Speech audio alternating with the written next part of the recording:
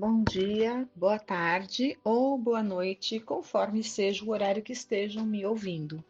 Dando sequência ao nosso estudo do livro Paulo Estevam, pelo Espírito Emmanuel, através da psicografia do Chico Xavier, nós estamos aqui vendo, né, a situação de Gesiel, que após ter sido restituída a liberdade, após os cuidados que ele teve com Patrício ali no navio, né? Onde ele trabalhava como um escravo, remando nas galeras. É, ele cuidou de um patrício chamado Sérgio Paulo com tanto desvelo, de uma peste que acometia, e ele cuidou com tanto carinho e restituiu, ajudou ali na recuperação da saúde, quando ninguém mais se dispunha a fazer isso, de modo que ele mesmo, ele próprio se contaminou e seria lançado ao mar, pois a vida dele não valia nada para que não contaminasse os demais. Com muita gratidão pelo desvelo, carinho e dedicação com que foi cuidado, esse patrício não permite que isso se cumpra, que ele seja ali lançado ao mar, e restitui-lhe a liberdade, deixando com que ele empresta-lhe ali, né, doa para ele uma roupa sua, dá-lhe algum dinheiro e o liberta no primeiro porto que aquele navio ancora. E só que ele estava doente, ele estava ali contaminado com aquela peste.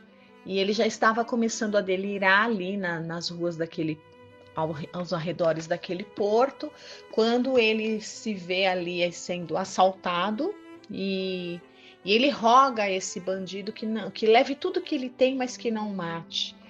E ele foi ali também sempre tão gentil que esse malfeitor acaba poupando-lhe a vida, e ele pede ajuda, né? Esse entre aspas, né, esse bandido que estava ali para assaltá-lo, é, acaba ajudando ele quando ele pede ajuda ou pergunta se ele conhecia alguém, e ele se lembra que ele já tinha ouvido falar de um tal de Homens do Caminho. E leva ele para uma hospedaria, para um lugar que era frequentado por um simpatizante ou um membro dessa seita, dos Homens do Caminho, que nós sabemos e falamos semana passada que era a designação primitiva dos cristãos. Porque esse termo cristianismo, né? Jesus não era cristão, ele era o Cristo, condição, não era nem nome isso, é condição espiritual. Né? É o mesmo que o Messias, o escolhido, o Espírito iluminado, o iluminado, algo nesse sentido. Essa terminologia, esse termo cristão foi criado posteriormente, quando Cristo já nem estava mais aqui, encarnado, já havia sido crucificado, por alguns dos seus seguidores. Usaram dessa designação, mas isso já foi ali um bom tempo depois da crucificação de Jesus. Até então, eles não eram conhecidos como cristãos, eles eram conhecidos nesse primeiro século do cristianismo nascente, ou seja, quando começou a nascer, mas não com nome, mas com atitudes. Desses seguidores, eles eram designados de homens do caminho. E nós falamos a semana passada, por que do caminho? Porque eles não ficavam parados, eles andavam, eles caminhavam, eles iam andando e levando essas boas notícias e curando os doentes, alimentando os famintos, consolando os sofredores. Eles faziam isso junto com Jesus. Jesus não ficava parado, ele caminhava, e por onde ele passava ele fazia essas coisas. Então, por isso, né, caminho de caminhar, aqueles que caminham. E o próprio Cristo usou essa designação: eu sou o caminho, a verdade e a vida, e ninguém irá ao Pai senão através de mim. Então, os homens do caminho, nesse sentido, aqueles que andavam com Jesus, que seguiam a Jesus procurando fazer o mesmo que Jesus fazia, pois Jesus sendo o caminho, e era só fazendo o que ele fazia que chegaríamos até Deus. Então, por esse motivo que eles eram designados como homens do caminho.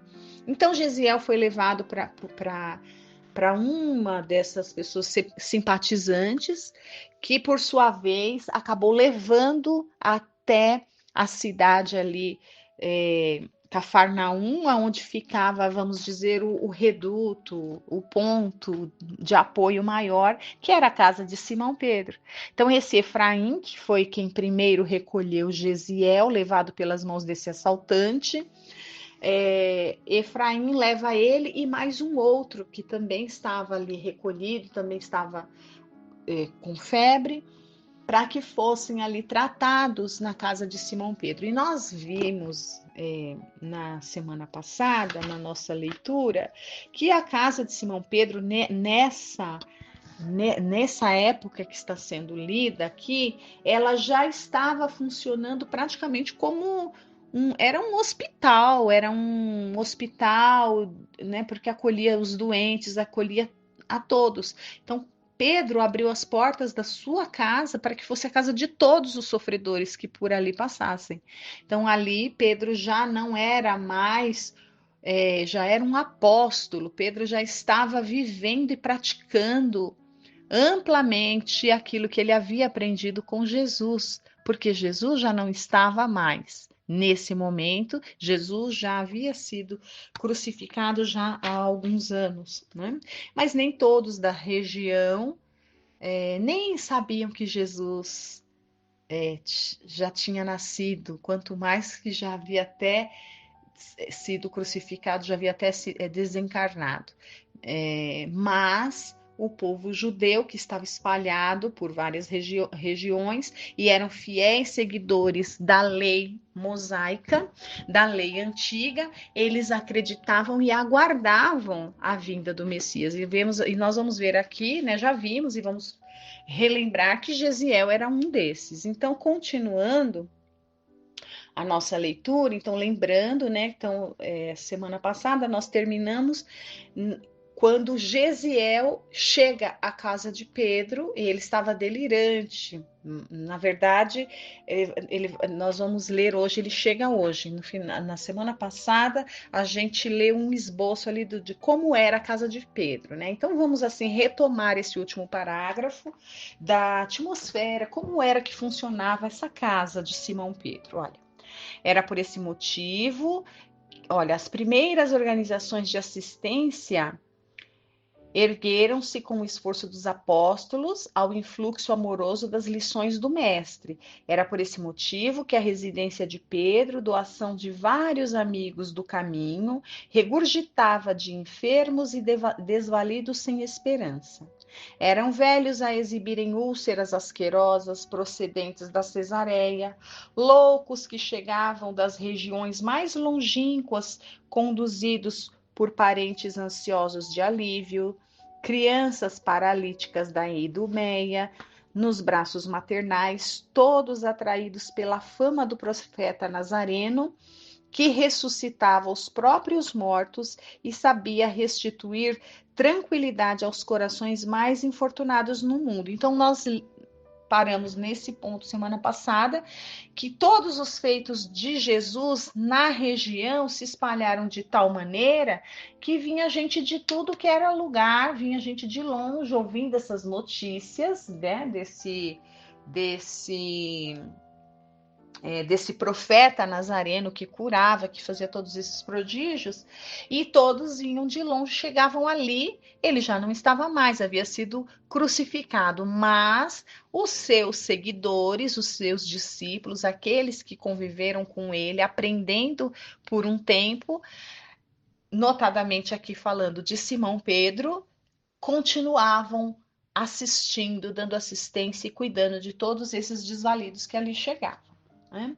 E agora, né, continuando a leitura, olha, natural era que nem todos se curassem. Isso a gente sabe que desde o período de Jesus, a gente sabe que todas aquelas curas tinham ali, estava tudo muito, era nada, assim como nós, né, na nossa encarnação, todas as situações que acontecem na nossa vida não são por acaso. Todas elas, se nós soubermos aproveitar e perceber, elas estão, boas ou ruins, elas estão ali para um desfecho perfeito. Elas foram pensadas, elas foram atraídas para o melhor desfecho possível, não é? Então, assim também a vida de Jesus. Ele, naturalmente, ele não veio sozinho. Muitos foram os espíritos que vieram junto com ele para, em algum momento, ali acabarem cruzando com ele e terem ali suas redenções particulares e servirem também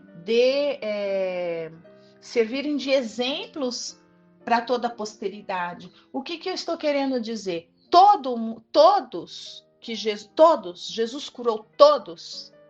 Nós sabemos que não, porque a cura não é um presente. A cura não é um presente, a cura é uma conquista. Aqueles muitos espíritos que cruzaram o caminho de Jesus, nós sabemos que já eram espíritos que já estavam preparados, que já estavam ali no final de uma prova, já tinham despertado para a necessidade da transformação, já eram almas que estavam prontas. Já eram almas que, independentemente de cruzar ou não cruzar com Jesus, elas já estavam ali prontas para a sua redenção. Mas ao contato, ao cruzarem ali, nada é por acaso, com Cristo, isso foi tão forte nelas que a redenção da alma transpõe os limites do interno e se materializam no externo, mostrando para nós as curas que foram imensas, né? Elas foram, digamos assim, vamos achar a palavra, digamos que aquilo que já estava pronto, aquela conquista que aquelas almas já tinham labutado por elas mesmas, no encontro com Jesus, o magnetismo de Jesus simplesmente impulsiona, digamos assim.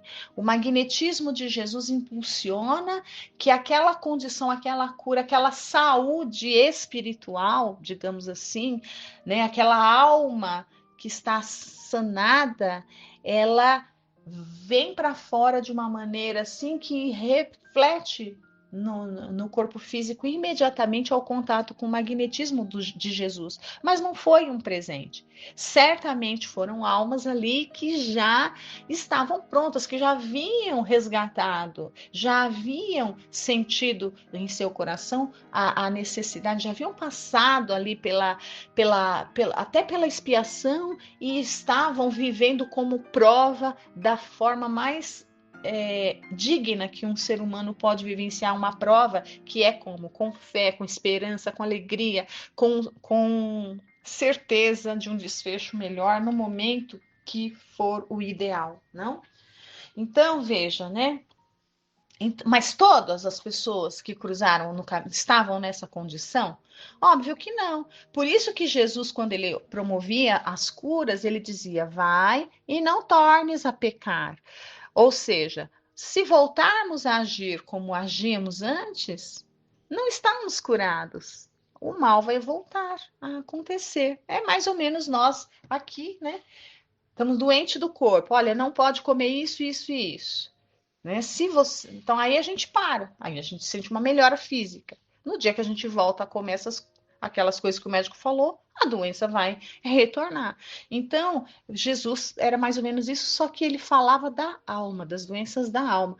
Por isso que aqueles que não estavam com a alma ainda preparada, aqueles que ainda não tinham aquele desejo sincero e aquela força e aquela condição já conquistada de labuta íntima, era natural, como está dizendo aqui, que nem todos se curassem. Né? Porque tudo dá no tempo certo, ou seja, não se curaram naquele momento, se curarão posteriormente. Se curaram posteriormente ou se curarão posteriormente, né? Somos espíritos eternos. Então, continuando. Natural era que nem todos se curassem. o que obrigava o velho pescador a agasalhar consigo todos os necessitados com o carinho de um pai. E aqui ele está falando mais especificamente da cura física, ou seja, aqueles que não ficavam curados imediatamente ao influxo do magnetismo agora dos apóstolos, porque Jesus transmitiu para eles parte do seu influxo magnético quando eles já estavam ali preparados, após os anos de convívio com o mestre, após as labutas íntimas deles também, eles receberam o Pentecostes mostra, né, bem isso, né, ali no tocante à mediunidade, quando eles recebem, é como se eles recebessem uma parte de tudo aquilo de Jesus, eles merecem, eles estão dignos de receber, eles conquistaram uma parte de toda aquela energia de Jesus, de modo que agora eles sabiam utilizar toda aquela energia para poder fazer coisas semelhantes a que Jesus fazia, né? Então, era natural que eles continuavam fazendo assim, e assim como aqueles que estavam aptos já a receber a cura eram curados também pelos discípulos, mas havia aqueles outros que não, que faria talvez parte da cura o processo mesmo da doença. Então eles não seriam curados, seria necessário ali passar pela convalescença, um tempo, não é? Para no tempo certo receber aquela cura. Então, era natural que nem todos se curassem. Então, o que acontecia? Esses que não se curavam de imediato, que ainda tinham resquícios espirituais a serem expiados, eles ficavam ali nessa espécie de enfermaria na casa de Pedro. E como Pedro fazia? Cuidava de todos eles com todo amor, carinho, desvelo e dedicação. Né? Então vamos continuar, olha. Então, natural era que nem todos se curassem, o que obrigava o velho pescador a agasalhar consigo todos os necessitados com o carinho de um pai. Recolhendo-se ali com a família, era auxiliado particularmente por Tiago, filho de Alfeu, e por João. Mas, em breve, Filipe e suas filhas instalavam-se igualmente em Jerusalém, cooperando no grande esforço fraternal. Tamanho o movimento de necessitados de toda sorte, que há muito Simão não mais podia entregar-se a outro mister, no concernente à pregação da Boa Nova. Ou seja, era tanta gente demandando ali sua casa e necessitando desses cuidados de um enfermeiro, de um pai, como foi dito, que ele já não podia, ele já não tinha mais tempo de se dedicar aos labores da pregação. E aqui é muito interessante a gente fazer uma pausa para a gente entender e não se esquecendo que não é só uma leitura, é um estudo. Esse livro é riquíssimo de ensinamentos. Então, Pedro havia, assim como os demais, né? Aqui fala o nome de três, olha: Filipe, Tiago, João. Todos esses conviveram com Jesus durante algum tempo, segundo os registros que temos aí, 3 anos. Então, durante 3 anos, ficaram com o mestre, aprendendo, tendo aulas, digamos assim, aprendendo com Jesus. Jesus ensinou para eles. E a gente pode dizer que a diplomação foi isso que eu acabei de dizer, né? Que fica registrado ali no Pentecostes. Essa diplomação seria o quê? O que seria essa colação de grau? O que Jesus transmitiu para eles? Qual seria o diploma que eles receberam? Primeiro, eles receberam um título. Não são mais discípulos, agora são apóstolos, que significa o quê? Apóstolo é aquele que é o enviado, tanto que Jesus diz: eis que vos envio como ovelhas entre os lobos. Né? Então, agora os antes discípulos, os antes alunos, agora são apóstolos, agora eles são enviados para uma tarefa, para uma missão que Jesus enviou, e nessa colação de grau em que eles recebem o título de apóstolos, eles recebem também esses dons maravilhosos, eles recebem uma parcela desse magnetismo e desse poder mesmo de Jesus, dessas energias, para que eles agora, sabendo como manejá-las, manipulá-las através do seu sentimento, da lapidação dos seus sentimentos nesses 3 anos, através desse, colocar esse amor em prática, o que eles aprenderam, agora eles são dignos de pegar este diploma, que seria todos esses dons, essa energia, esse magnetismo de Jesus, para quê? Para fazer as mesmas coisas que Jesus fazia. Virem após Jesus, no caminho que Jesus trilhou, e continuar fazendo o que ele fazia. Então, aquela parte toda teórica ficou um pouco de lado pelo que a gente acabou lendo aqui. É prática. Então, Pedro, aqui, Simão Pedro, ele não tem mais tempo para ficar na pregação.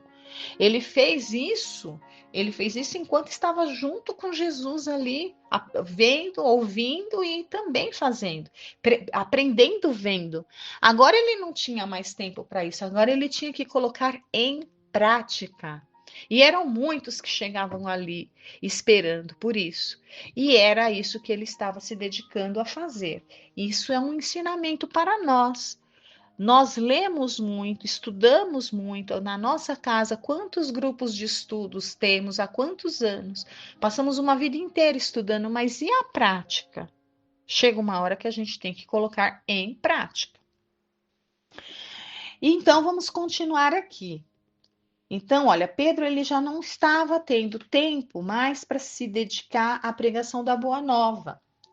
A dilatação desses mistérios vincular ao antigo discípulo. Veja, antigo discípulo. Ele era discípulo enquanto ele estava com Jesus. Agora ele é um missionário, um apóstolo, um enviado.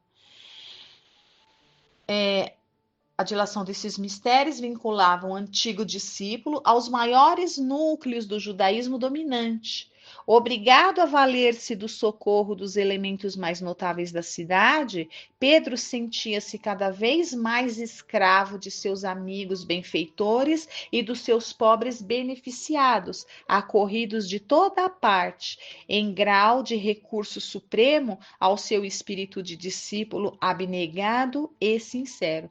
Espírito de discípulo, ou seja, aquilo que ele aprendeu enquanto ele era discípulo de Jesus, aquilo ficou lá dentro dele. E então essa abnegação e essa sinceridade, todo esse aprendizado estava de tal forma impregnado dentro dele que não poderia ser diferente, se eximir da prática como ele vinha fazendo. Atendendo às solicitações confiantes de Efraim, Efraim foi esse que era esse cristão, não vamos dizer cristão, porque eles não usavam essa terminologia nesse tempo, mas era esse também seguidor do caminho que acabou levando Gesiel lá para a casa de Pedro. Então ele leva, né? Então esse Efraim leva o Gesiel e mais um outro e pede para que Pedro acolha esses dois lá na sua casa. Então, atendendo às solicitações de Efraim, providenciou para ambos, para Gesiel e para o outro, para ambos os enfermos, fossem instalados na sua casa pobre. Gesiel ocupou o leito asseado e singelo, em estado de completa inconsciência no delírio da febre que o prostrava. Suas palavras, desconexas, entretanto, revelavam tão exato conhecimento dos textos sagrados que Pedro e João se interessaram de modo especial por aquele jovem de faces vacilantes e tristes. Mormente, Simão passava longas horas entretido em ouvi-lo, anotando-lhe os conceitos profundos, embora filhos da exaltação febril. Então, ele ali no auge, né, na febre, ele delirava, e nos seus delírios, ele falava tudo aquilo que que estava dentro dele, que fazia muito sentido e que nós sabemos, já estudamos aí, já lemos nos capítulos anteriores, que o que fazia muito sentido, o que fazia parte que era muito importante para ele? A leitura das escrituras, a fé que ele tinha ali nas escrituras antigas. Ele lia os profetas, ele lia os salmos, ele lia todos aqueles ensinamentos do Pentateuco, né, dos 5 primeiros livros, dos livros do Antigo Testamento, como nós chamamos, e ele tinha tudo aquilo ali muito vivo dentro dele. Não era só uma leitura, era ele vivenciava tudo aquilo.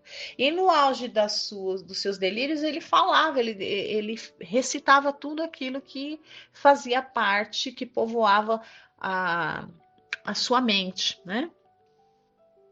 Decorridas 2 semanas exaustivas, Gesiel melhorou, reharmonizando as próprias faculdades para melhor analisar e sentir a nova situação.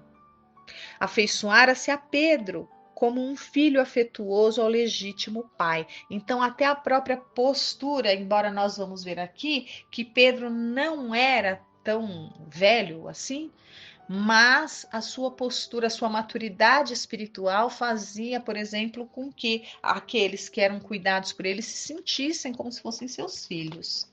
Gesiel foi um caso desse. Notando-lhe o carinho, de leito em leito, de necessitado a necessitado, o moço hebreu experimentava deliciosa e íntima surpresa. O ex-pescador de Cafarnaum, relativamente moço ainda, né? Então ele ainda era jovem, mas já tinha essa maturidade espiritual que conferia a ele um aspecto como se fosse um pai. Era o exemplo vivo da renúncia fraterna. Tão logo convalescente, Gesiel foi transferido a ambiente mais calmo, à sombra amena de vestustas tamareiras que circundavam a velha casa. Entre ambos, estabelecera-se desde os primeiros dias a corrente magnética das grandes atrações afetivas, ou seja, se reconheceram como almas afins, se perceberam como espíritos ali que dessa pleiade de Jesus. Então, corrente magnética de grandes atrações afetivas.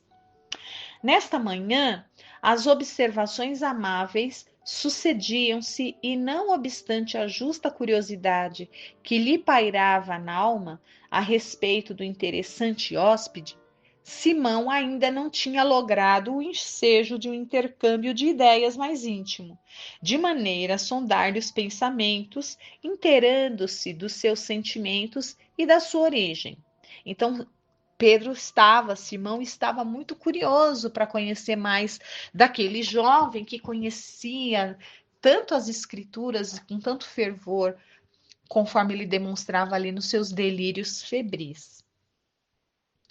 Ao sopro generoso da aragem matinal, sob as árvores frondosas, o apóstolo criou ânimo a certa altura, depois de distrair o convalescente com alguns ditos afetuosos, buscou penetrar-lhe o mistério cuidadosamente. E aí Pedro vai iniciar um diálogo com ele. Mas como nós já estamos ali a 2 minutos do final, eu vou deixar para que esse diálogo, que é muito interessante, a gente comece a semana que vem, para não ter que haver interrupções, porque é muito legal, é muito bonito até essa parte. Então, eu vou me despedir por aqui hoje e nós vamos começar aqui a semana que vem esse diálogo, o primeiro diálogo, primeira conversa ali, o primeiro contato entre Simão Pedro e Gesiel. Né? Gesiel, que nós vamos saber aí que vai ser, né? Será Estevão, o primeiro mártir, considerado o primeiro mártir do cristianismo. Então, a semana que vem nós continuaremos. Eu agradeço a todos vocês por estarem aqui acompanhando a história. Espero que estejam gostando desse livro belíssimo, belíssimo, belíssimo, riquíssimo de ensinamentos. Espero que Fiquem bem essa semana e possamos continuar a semana que vem. Fiquem com Deus.